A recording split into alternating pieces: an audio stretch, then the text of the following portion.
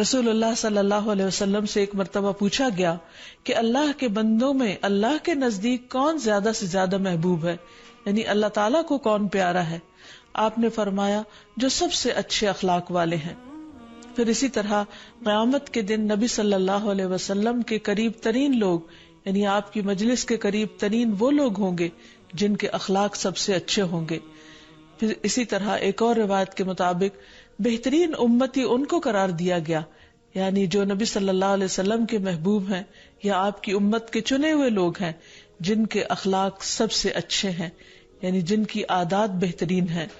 پھر اسی طرح ایک اور حدیث سے ہمیں یہ بھی پتہ چلتا ہے کہ اچھا اخلاق میزان میں سب سے بھاری نیکی ہوگا۔ ابو درداء سے روایت ہے کہ نبی صلی اللہ علیہ وسلم نے فرمایا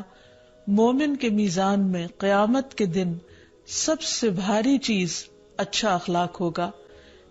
پھر اسی طرح یہ بھی یاد رہے کہ اچھا اخلاق صرف وقتی طور پر کسی خاص مطلب یا مقصد کی خاطر کسی کے ساتھ اچھی طرح معاملہ کرنا یا اچھی طرح بات چیت کرنا ہی نہیں، بلکہ یہ انسان کی عادت کا حصہ ہونا چاہیے، کیونکہ اخلاق کا لفظ جو ہے یہ خلق سے ہے، اور خلق عادت کو کہتے ہیں، یعنی انسان کا ایک خلق ہے یعنی اس کی شکل و صورت ہے، اور ایک اس کا خلق ہے یعنی اس کی عادات ہیں۔ تو بہترین انسان، خوبصورت انسان وہی ہو سکتا ہے کہ جس کا